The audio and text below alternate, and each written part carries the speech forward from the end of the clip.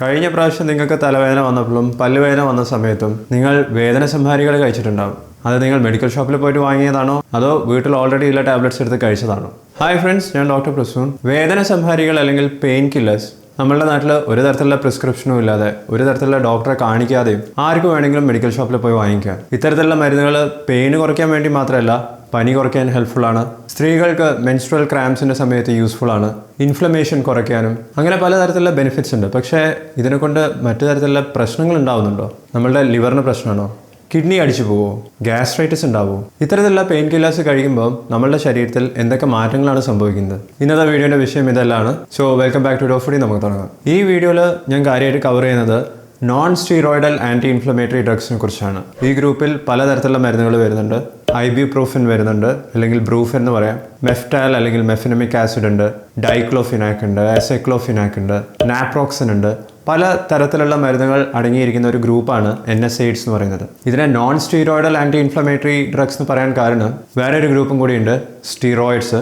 സ്റ്റീറോയിഡ്സിനും inflammation കുറയ്ക്കാനുള്ള കഴിവുണ്ട്. Prednisolone എന്നൊക്കെ പറയുന്നത് സ്റ്റീറോയിഡ് ആണ്. പക്ഷേ ഇന്നത്തെ വീഡിയോയിൽ നമ്മൾ സ്റ്റീറോയിഡ്സിനെ കവർ ചെയ്യുന്നില്ല. സ്റ്റീറോയിഡ്സിനും പെയിൻ കുറയ്ക്കാനുള്ള കഴിവൊക്കെ ഉണ്ട്. അത് നമുക്ക് വേറെ ഒരു വീഡിയോയിൽ കവർ ചെയ്യാം.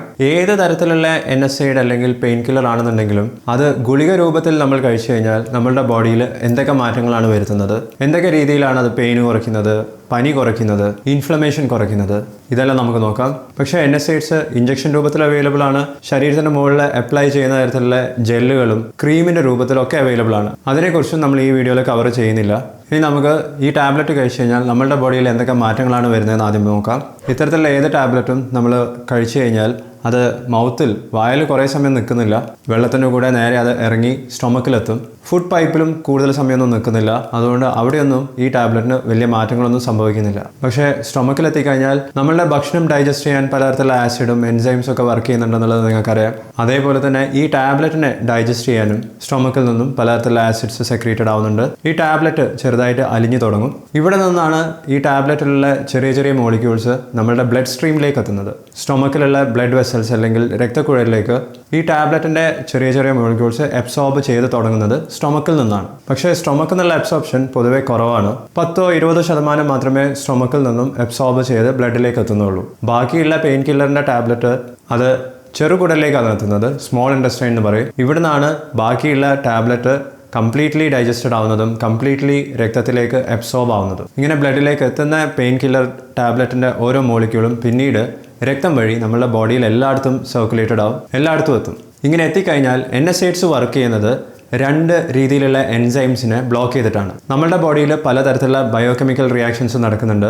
ആ റിയാക്ഷൻസ് കൃത്യമായി നടത്താൻ എൻസൈംസ് വേണം. ഇത്തരത്തിലുള്ള ഒരു ബയോകെമിക്കൽ റിയാക്ഷനാണ് പ്രോസ്റ്റഗ്ലാൻഡിൻസ് നിർമ്മിക്കുന്ന റിയാക്ഷൻ. ഇനി പ്രോസ്റ്റഗ്ലാൻഡിൻസ് എന്താണെന്ന് പറയാം. നമ്മുടെ ശരീരത്തിൽ പലതരത്തിലുള്ള കാര്യങ്ങൾ കൺട്രോൾ ചെയ്യുന്നത് പ്രോസ്റ്റഗ്ലാൻഡിൻസ് ആണ്. Prostaglandins PGE1, PGE2 പലതരത്തിലുണ്ട്. നിങ്ങളെല്ലാവരും കേട്ടിട്ടുണ്ടാവുക ഇൻഫ്ലമേഷൻ നമ്മുടെ ബോഡിക്ക് നല്ലതല്ല എന്നാണ്. പക്ഷേ ഇൻഫ്ലമേഷൻ പ്രൊട്ടക്റ്റീവ് ആണ് ഒരു പരിധി വരെ.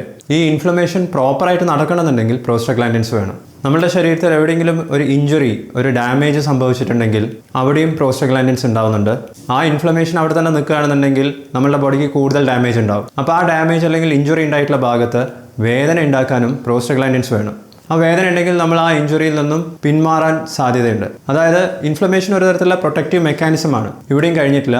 പ്രോസ്റ്റഗ്ലാൻഡിൻസിന് ബ്രെയിനിൽ ആക്ഷൻ ഉണ്ട്. ബ്രെയിനിൻ്റെ ഒരു പാർട്ടാണ് ഹൈപ്പോതലാമസ് എന്ന് പറയുന്നത്. ഹൈപ്പോതലാമസിന് നമ്മുടെ ബോഡിയിൽ പല ഭാഗങ്ങളെ കൺട്രോൾ ചെയ്യാനുള്ള കഴിവുണ്ട്. അതിൽ ഒരു കൺട്രോൾ എന്ന് പറയുന്നത് നമ്മുടെ ബോഡി ടെമ്പറേച്ചർ റെഗുലേറ്റ് ചെയ്യുക എന്നുള്ളതാണ്. പനി ഉണ്ടാകുന്ന സമയത്ത് ബോഡി ടെമ്പറേച്ചർ കൂടുന്നതും ചൂടുള്ള സമയത്തും തണുപ്പുള്ള സമയത്തും നമ്മളുടെ ബോഡി ടെമ്പറേച്ചർ റെഗുലേറ്റ് ചെയ്യുന്നത് ഹൈപ്പോതലാമസ് ആണ്. ഈ ഹൈപ്പോതലാമസിലുള്ള ടെമ്പറേച്ചർ റെഗുലേഷനും പ്രോസ്റ്റഗ്ലാൻഡിൻസ് വേണം. പ്രോസ്റ്റഗ്ലാൻഡിൻസിന് കിഡ്നിയിലും റോളുണ്ട്. കിഡ്നീൻ്റെ ഏറ്റവും ചെറിയ യൂണിറ്റിനെ നെഫ്രോൺസ് എന്നാണ് പറയുന്നത്. ഈ നെഫ്രോൺസിലേക്ക് ചെറിയ ചെറിയ രക്തക്കുഴലുകൾ എത്തുന്നുണ്ട്. ആ രക്തക്കുഴലിൻ്റെ സൈസ് കൂട്ടാനും കുറയ്ക്കാനും പ്രോസ്റ്റഗ്ലാൻഡിൻസിന് റോളുണ്ട്. സ്ത്രീകളിൽ യൂട്രസിൻ്റെ കൺട്രാക്ഷൻസ് ഇത് കൺട്രോൾ ചെയ്യാനും പ്രോസ്റ്റഗ്ലാൻഡിൻസ് വേണം. അവസാനമായി നമ്മളുടെ സ്റ്റൊമക്കിൻ്റെ ഉള്ളിൽ തന്നെ ഞാൻ നേരത്തെ ആസിഡ് സെക്രീറ്റ് ചെയ്യുന്നുണ്ടെന്ന് പറഞ്ഞു. ഈ ആസിഡ് ഉണ്ടാക്കുന്നത് ഭക്ഷണം ഡൈജസ്റ്റ് ചെയ്യാനും നമ്മൾ കഴിക്കുന്ന മരുന്നിനെയൊക്കെ ഡൈജസ്റ്റ് ചെയ്യാൻ വേണ്ടിയിട്ടാണ്. ആ ആസിഡ് സ്റ്റൊമക്കിൻ്റെ ഉള്ളിൽ സെക്രീറ്റഡ് ആവുന്നതുകൊണ്ട് സ്റ്റൊമക്കിന് പ്രശ്നങ്ങളൊന്നും വരാനും പാടില്ല. അങ്ങനെ നമ്മളെ സ്റ്റൊമക്കിനെ പ്രൊട്ടക്റ്റ് ചെയ്യുന്നത് സ്റ്റൊമക്കിലുള്ള മ്യൂക്കസ് ആണ്. ഈ മ്യൂക്കസ് ഉണ്ടാക്കാനും പ്രോസ്റ്റഗ്ലാൻഡിൻസ് വേണം. ഇനി ഇത്രയും നേരം ഞാൻ പ്രോസ്റ്റഗ്ലാൻഡിൻസിനെ കുറിച്ച് പറഞ്ഞത് എന്തിനാണെന്ന് ചോദിച്ചാൽ NSAIDs വിഭാഗത്തിൽപ്പെടുന്ന അധിക മരുന്നുകളും വർക്ക് ചെയ്യുന്നത് പ്രോസ്റ്റഗ്ലാൻഡിൻസ് ഉണ്ടാവുന്ന റിയാക്ഷൻ അതിലാവശ്യമുള്ള 2 എൻസൈംസിനെ ബ്ലോക്ക് ചെയ്തിട്ടാണ്. ഈ എൻസൈംസിൻ്റെ പേര് സൈക്ലോ ഓക്സിജനേസ് എന്നാണ്. സൈക്ലോ ഓക്സിജനേസിനെ കോക്സ് എന്നും പറയും. കോക്സ് 1 ഉണ്ട്, കോക്സ് 2 ഉണ്ട്. അപ്പോൾ എല്ലാ NSAIDsഉം അതായത് ഒട്ടുമിക്ക എല്ലാ പെയിൻ കില്ലേഴ്സും വർക്ക് ചെയ്യുന്നത് ഈ എൻസൈംസിനെ ബ്ലോക്ക് ചെയ്തിട്ടാണ്. അന്നപ്പം പ്രോസ്റ്റഗ്ലാൻഡിൻസ് ഉണ്ടാവുന്നത് കുറയും. പ്രോസ്റ്റഗ്ലാൻഡിൻസിൻ്റെ ഉൽപ്പാദനം കുറഞ്ഞിട്ടാണ് NSAIDs വേദന കുറയ്ക്കുന്നത്, ടെമ്പറേച്ചർ കുറയ്ക്കുന്നത്, ഇൻഫ്ലമേഷൻ കുറയ്ക്കുന്നത്. സ്ത്രീകൾക്ക് മെൻസ്ട്രൽ പീരീഡ്സിൻ്റെ സമയത്ത് അനുഭവപ്പെടുന്ന അബ്ഡോമിനൽ ക്രാംസ് പോലും ഈ യൂട്രസിൻ്റെ കൺട്രാക്ഷൻസ് കാരണമാണ്, പ്രോസ്റ്റഗ്ലാൻഡിൻസ് കാരണമാണ്. അപ്പോൾ പ്രോസ്റ്റഗ്ലാൻഡിൻസിൻ്റെ അളവ് കുറയ്ക്കുന്നത് വഴിയാണ് NSAIDs സ്ത്രീകൾക്ക് മെൻസ്ട്രൽ പീരീഡ്സിൻ്റെ സമയത്ത് വേദന കുറയ്ക്കുന്നത്. ഇങ്ങനെ രക്തത്തിൽ എത്തിയിട്ടുള്ള ഏതൊരു NSAID ആണെന്നുണ്ടെങ്കിലും ചിലത് 6 മണിക്കൂർ, ചിലത് 10 മണിക്കൂർ, എത്ര സമയത്തേക്കാണോ രക്തത്തിലുള്ളത് അത്രയും സമയം ഈ മരുന്നിൻ്റെ ആക്ഷൻസ് ഉണ്ടാവും. പക്ഷേ ഏത് തരത്തിലുള്ള വേദന സംഹാരിയാണെന്നുണ്ടെങ്കിലും അത് കുറേ കാലം നമ്മളുടെ ബ്ലഡിൽ നിൽക്കുന്നില്ല. അതിൽ കുറേ മാറ്റങ്ങൾ വരും. ഈ മാറ്റങ്ങൾ വരുത്തുന്നത് മെയിൻലി ലിവറിലാണ്. ഈ മാറ്റങ്ങളെയാണ് മെറ്റബോളിസം എന്ന് പറയുന്നത്. ഇത്രയും നേരം ഞാൻ പറഞ്ഞത് NSAIDs അല്ലെങ്കിൽ വേദന സംഹാരികൾ കഴിച്ചു കഴിഞ്ഞാൽ നമുക്കുണ്ടാവുന്ന ബെനിഫിഷ്യൽ ഇഫക്റ്റിനെ കുറിച്ചാണ്. എന്ത് കാര്യത്തിന് വേണ്ടിയിട്ടാണോ നമ്മൾ ആ മരുന്ന് കഴിക്കുന്നത് ആ ഇഫക്റ്റ് എങ്ങനെയാണ് ഈ മരുന്ന് നമുക്ക് തരുന്നത്. പക്ഷേ ഇത്തരത്തിലുള്ള വേദന സംഹാരികൾ കഴിച്ചു കഴിഞ്ഞാൽ ബെനിഫിഷ്യൽ ഇഫക്റ്റ് അല്ലെങ്കിൽ നമ്മൾ വിചാരിച്ച ഇഫക്റ്റ് മാത്രമല്ല ഉണ്ടാവുക, അൺഎക്സ്പെക്റ്റഡ് ആയിട്ടുള്ള ഇഫക്ട്സ് ഉണ്ടാവാം. ഇതിനാണ് സൈഡ് എഫക്ട്സ് എന്ന് പറയുന്നത്. അതിൽ ആദ്യത്തെ സൈഡ് എഫക്റ്റും ഏറ്റവും കൂടുതൽ ആൾക്കാർക്ക് അനുഭവപ്പെടുന്ന സൈഡ് എഫക്റ്റ് വൈറലാണ്, നെഞ്ചരിച്ചൽ അല്ലെങ്കിൽ ഗ്യാസ്ട്രൈറ്റിസ് ഉണ്ടാകുന്നതാണ്. ഇനി എങ്ങനെയാണ് ഈ ഗ്യാസ്ട്രൈറ്റിസ് ഉണ്ടാകുന്നതെന്നും കൂടിയും എക്സ്പ്ലെയിൻ ചെയ്യാം. നമ്മളുടെ സ്റ്റൊമക്കിൽ ആസിഡ് സെക്രീറ്റ് ചെയ്യുന്നുണ്ടെന്ന് നമുക്കറിയാം. ഹൈഡ്രോക്ലോറിക് ആസിഡ് പോലും ഉണ്ട്. ഇത് ഭക്ഷണത്തിനെ ദഹിപ്പിക്കാൻ വേണ്ടിയിട്ടൊക്കെയാണ്. പക്ഷേ ഇതേ ആസിഡിൽ നിന്നും നമ്മളുടെ സ്റ്റൊമക്കിൻ്റെ ഉൾഭാഗം അതിനെ പ്രൊട്ടക്റ്റ് ചെയ്യാൻ സ്റ്റൊമക്കിൽ തന്നെ മ്യൂക്കസിൻ്റെ ഒരു ലെയർ ഉണ്ട്. മ്യൂക്കസ് എന്ന് പറഞ്ഞാൽ നമുക്ക് ജലദോഷമൊക്കെ ഉള്ള സമയത്ത് മൂക്കുന്ന പുറത്തേക്ക് വരുന്ന തരത്തിലുള്ള സെക്രീഷൻസ് ആണ്. കുറച്ച് കട്ടി ഉണ്ടാവും. അപ്പോൾ ഈ മ്യൂക്കസ് ആണ് ആസിഡിൽ നിന്നും നമ്മളുടെ സ്റ്റൊമക്കിൻ്റെ ഇൻസൈഡിനെ പ്രൊട്ടക്റ്റ് ചെയ്യുന്നത്. ഇനി ഈ മ്യൂക്കസ് ഉണ്ടാക്കാനും ഞാൻ നേരത്തെ പറഞ്ഞ പോലെ പ്രോസ്റ്റഗ്ലാൻഡിൻസ് വേണം. ഇപ്പം നിങ്ങൾക്ക് കണക്ഷൻ മനസ്സിലായിട്ടുണ്ടാവും. വേദന സംഹാരികൾ അല്ലെങ്കിൽ NSAIDs നമ്മൾ കഴിക്കുന്നതിനനുസരിച്ച് പ്രോസ്റ്റഗ്ലാൻഡിൻസിൻ്റെ അളവ് കുറയും. പ്രോസ്റ്റഗ്ലാൻഡിൻസ് കുറയുന്നതിനനുസരിച്ച് സ്റ്റൊമക്കിലുള്ള ഈ മ്യൂക്കസ് ഉണ്ടാവുന്നത് കുറയും. മ്യൂക്കസ് ലെയറിൻ്റെ തിക്നെസ് മെല്ലെ മെല്ലെ കുറഞ്ഞു വരും, തിന്നാവും. അതിനനുസരിച്ച് സ്റ്റൊമക്കിലുള്ള ആസിഡ്, നമ്മളുടെ സ്റ്റൊമക്കിൽ തന്നെ ഉണ്ടാവുന്ന ആസിഡ് കാരണം നമുക്ക് തന്നെ സ്റ്റൊമക്കിൻ്റെ അകത്ത് ഇഞ്ചുറീസ് ഉണ്ടാവാം, പൊള്ളലുണ്ടാവാം, എരിച്ചിലുണ്ടാവാം, ഗ്യാസ്ട്രൈറ്റിസ് ഉണ്ടാവാം. പക്ഷേ ഇത് 2-3 ദിവസത്തേക്കൊന്നും ഇത്തരത്തിലുള്ള വേദന സംഹാരികൾ കഴിക്കുന്ന അധിക ഹെൽത്തി ആയിട്ടുള്ള ആൾക്കാർക്കൊന്നും ഇത്തരത്തിലുള്ള പ്രശ്നങ്ങൾ ഉണ്ടാവാറില്ല. പക്ഷേ ഈ വേദന സംഹാരികൾ സ്ഥിരമായി എല്ലാ ദിവസവും കഴിക്കുന്നവർ കുറേ പേര് വേറെയുണ്ട്. ആർത്രൈറ്റിസ് ഉള്ളവർ, ജോയിൻറ്റ് പെയിൻ ഉള്ളവർ, അല്ലെങ്കിൽ ഓൾറെഡി ഗ്യാസ്ട്രൈറ്റിസ് ഉള്ള ആൾക്കാർ, സ്റ്റൊമക്കിൻ്റെ അകത്ത് അൾസർ ഡിസീസ് ഓൾറെഡി ഉള്ളവർ, പെപ്റ്റിക് അൾസർ ഉള്ളവർ, ഇങ്ങനെയുള്ളവർ വേദന സംഹാരികൾ കഴിക്കുമ്പോൾ അവർക്ക് കുറച്ച് കൂടുതൽ പ്രശ്നങ്ങൾ ഉണ്ടാവാം. അതുകൊണ്ട് തന്നെയാണ് ഡോക്ടർമാർ നിങ്ങൾക്ക് NSAIDs അല്ലെങ്കിൽ ഇത്തരത്തിലുള്ള വേദന സംഹാരികൾ പ്രിസ്ക്രൈബ് ചെയ്യുന്നതിൻ്റെ കൂടെ പ്രോട്ടോൺ പമ്പ് ഇൻഹിബിറ്റേഴ്സും പ്രിസ്ക്രൈബ് ചെയ്യുന്നത്. ഒമിപ്രസോൾ, പാൻഡോപ്രസോൾ എന്നൊക്കെ പറയുന്നത് പ്രോട്ടോൺ പമ്പ് ഇൻഹിബിറ്റേഴ്സിൻ്റെ എക്സാമ്പിളാണ്. ഇത് സ്റ്റൊമക്കിലുള്ള ആസിഡ് സെക്രീഷൻ കുറച്ച് NSAIDs അല്ലെങ്കിൽ വേദന സംഹാരികൾ കഴിച്ചു കഴിഞ്ഞാൽ ഉണ്ടാവാൻ സാധ്യതയുള്ള ഗ്യാസ്ട്രൈറ്റിസ് അല്ലെങ്കിൽ നെഞ്ചരിച്ചിൽ കുറച്ച് നിർത്തുകയാണ് ചെയ്യുന്നത്. ഇനി ലിവറിൽ എന്തെങ്കിലും പ്രശ്നങ്ങൾ ഉണ്ടാവും?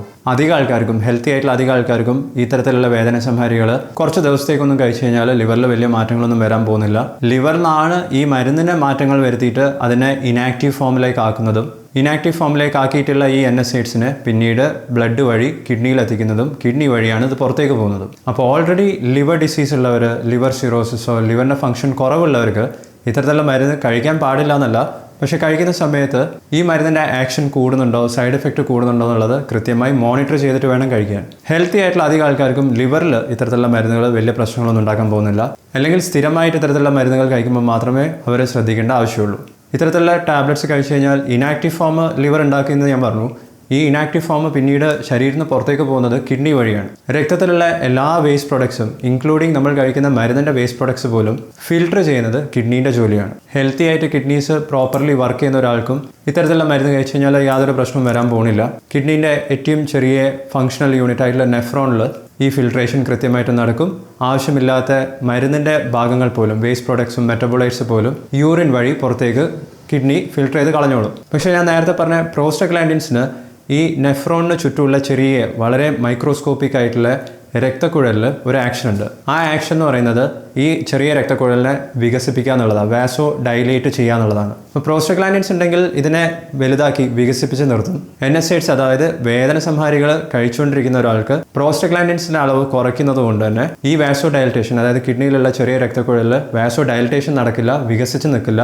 നേരെ മറിച്ച് അത് ചുരുങ്ങി നിൽക്കും. അത് ദീർഘകാലം കുറേ കാലം ഇത്തരത്തിലുള്ള മരുന്ന് കഴിച്ചുകൊണ്ടിരിക്കുന്ന ആൾക്ക് നെഫ്രോണിലുള്ള ഫിൽട്രേഷൻ, അതായത് കിഡ്നിയിൽ നടക്കുന്ന ഫിൽട്രേഷനെ ബാധിക്കാം. ഓൾറെഡി കിഡ്നി ഡാമേജ് ഉള്ള ആൾക്കാർക്ക് ഇത് കൂടുതൽ പ്രശ്നമാണ്. കിഡ്നിയിലുള്ള ഈ വാസോ കൺസ്ട്രിക്ഷൻ കാരണം ബ്ലഡ് പ്രഷർ കൂടി പോവാം. കിഡ്നിയിലേക്ക് എത്തുന്ന രക്തത്തിൻ്റെ വോളിയം അതിലും കുറവുണ്ടാവാം. അതുകൊണ്ട് തന്നെ നോർമൽ കിഡ്നി ഫംഗ്ഷൻ ഉള്ളവർക്ക് ഇത്തരത്തിലുള്ള ഷോർട്ട് ആയിട്ടുള്ള ടെമ്പററി ആക്ഷനെ കൊണ്ടൊന്നും വലിയ പ്രശ്നങ്ങൾ വരാൻ പോകുന്നില്ല. പക്ഷേ ഓൾറെഡി കിഡ്നി ഫംഗ്ഷൻ കുറവുള്ളവർക്ക്, ജീവിതശൈലി രോഗങ്ങളുടെ ഭാഗമായിട്ട് കിഡ്നി ഫംഗ്ഷൻ കുറഞ്ഞിട്ടുള്ളവർ, ക്രോണിക് കിഡ്നി ഡിസീസ് തുടങ്ങിയിട്ടുള്ളവർക്ക്, അല്ലെങ്കിൽ ഹൈ ബ്ലഡ് പ്രഷർ ഉള്ളവർക്ക്, അല്ലെങ്കിൽ സ്ഥിരമായി ആർത്രൈറ്റിസ് പോലത്തെ കണ്ടീഷന് ഒരു ദിവസം തന്നെ പല പ്രാവശ്യം, അങ്ങനെ എല്ലാ ദിവസവും ഇത്തരത്തിലുള്ള വേദന സംഹാരികൾ കഴിക്കുന്നവർക്ക്, അപ്പോൾ ഇങ്ങനെയുള്ളവരാണ് കൂടുതലും ശ്രദ്ധിക്കേണ്ടത്. ഇനി ഏത് തരത്തിലുള്ള മരുന്ന് നമ്മൾ കഴിക്കുകയാണെന്നുണ്ടെങ്കിലും ആ മരുന്നിനെ കൊണ്ട് നമുക്ക് കിട്ടുന്ന ബെനിഫിറ്റ്, നമ്മൾ എന്ത് ഉദ്ദേശത്തിനാണോ ആ മരുന്ന് കഴിക്കുന്നത് ആ ബെനിഫിറ്റ് കൂടുതലും ഇതിനെ കൊണ്ടുണ്ടാകുന്ന സൈഡ് എഫക്ട്സ് കുറവാണെന്നുണ്ടെങ്കിൽ ആ ടാബ്ലറ്റ്സ് നമുക്ക് കഴിക്കാം. പക്ഷേ ഒരു ഡോക്ടറിൻ്റെ നിർദ്ദേശപ്രകാരമാണ് നിങ്ങൾ ആ മരുന്ന് കഴിക്കുന്നതെങ്കിൽ നിങ്ങൾക്ക് സൈഡ് എഫക്ട്സ് കുറച്ച് നിർത്താനും സാധിക്കും, ബെനിഫിറ്റ്സ് കൂട്ടി നിർത്താനും പറ്റും. ഇനി നേരെ തിരിച്ച് സൈഡ് എഫക്ട്സ് കൂടുതലും ബെനിഫിറ്റ്സ് കുറവാണെന്നുണ്ടെങ്കിൽ ഇത്തരത്തിലുള്ള മരുന്നുകൾ കഴിക്കാതിരിക്കുന്നതാണ് നല്ലത്. ഇതിന് പകരം വേറെ തരത്തിലുള്ള മരുന്നുകൾ അവൈലബിൾ ആണെങ്കിൽ അതിലേക്ക് പോകണം. ഇത്തരത്തിലുള്ള തീരുമാനങ്ങൾ നിങ്ങളുടെ ഡോക്ടറിന് നിങ്ങൾക്ക് വേണ്ടി എടുത്തു തരാൻ സാധിക്കും. അപ്പോൾ ഡോക്ടേഴ്സുമായി ചർച്ച ചെയ്യാൻ ഹോസ്പിറ്റലിൽ പോവാതെ തന്നെ ഡോഫോഡി വെബ്സൈറ്റ് നിങ്ങൾക്ക് ഉപയോഗിക്കാം. ഡോഫോഡിയിലുള്ള ഡോക്ടേഴ്സുമായിട്ട് നിങ്ങൾക്ക് ചർച്ച ചെയ്യാം. അടുത്ത പ്രാവശ്യം ഇത്തരത്തിലുള്ള മരുന്ന് വാങ്ങിക്കുന്നതിൻ്റെ മുമ്പേ, മെഡിക്കൽ ഷോപ്പിൽ പോയി വാങ്ങിക്കുന്നതിന് മുമ്പേ, ഓരോ പ്രാവശ്യവും ഈ മരുന്ന് കഴിച്ചു കഴിഞ്ഞാൽ ഇത്രയും മാറ്റങ്ങൾ നിങ്ങളുടെ ബോഡിയിൽ നടക്കുന്നുണ്ടെന്നുള്ള കാര്യം നിങ്ങളും കൂടി മനസ്സിലാക്കാൻ വേണ്ടിയിട്ടാണ് ഈ വീഡിയോ ചെയ്തിട്ടുള്ളത്. ചിലപ്പോൾ നിങ്ങൾക്ക് ഇതേ മരുന്നിൻ്റെ ഏറ്റവും ലോവസ്റ്റ് ഡോസിൽ തന്നെ നിങ്ങൾ വിചാരിച്ച ഇഫക്റ്റ് നിങ്ങൾക്ക് കിട്ടാം. അപ്പോൾ അതിൻ്റെ മാക്സിമം ഡോസിലേക്ക് പോകേണ്ട ആവശ്യമില്ല. കാരണം ഡോസ് കൂടുന്നതിനനുസരിച്ച് ഇഫക്റ്റ് മാത്രമല്ല കൂടുന്നത്, സൈഡ് എഫക്ട്സും കൂടും. വേദന സംഹാരികളെക്കുറിച്ച് നിങ്ങൾക്ക് ഇനിയും സംശയങ്ങളുണ്ടാകും, അത് വീഡിയോൻ്റെ താഴെ കമൻറ്റ് ചെയ്യുക. ഞാൻ അതിനെക്കുറിച്ചും വീഡിയോ ചെയ്യാൻ ശ്രമിക്കുന്നതാണ്. ഈ വീഡിയോയിൽ ഞാൻ എക്സ്പ്ലെയിൻ ചെയ്യാത്ത കുറേ കാര്യങ്ങളെക്കുറിച്ച് ഞാൻ മുമ്പേ വീഡിയോസ് ചെയ്തിട്ടുണ്ട്. ആ റിലേറ്റഡ് വീഡിയോസൊക്കെ നിങ്ങൾക്ക് കാർഡ്സിലും ലൈക്ക് ബട്ടൻ്റെ താഴെയും കാണാം. ഇനി നിങ്ങൾക്ക് പലതരത്തിലുള്ള മരുന്നിൻ്റെ സൈഡ് എഫക്ട്സിനെ കുറിച്ചാണ് കൂടുതൽ അറിയാൻ താല്പര്യമെങ്കിൽ ഈ പ്ലേലിസ്റ്റിലുള്ള വീഡിയോസ് കണ്ടാൽ മതി. ഈ വീഡിയോ നിങ്ങൾക്ക് ഇഷ്ടപ്പെട്ടാൽ ലൈക്ക് ചെയ്യുക, ചാനൽ സബ്സ്ക്രൈബ് ചെയ്യുക. ഞാൻ നിങ്ങളെ നെക്സ്റ്റ് വീഡിയോയിൽ കാണാം. ബൈ.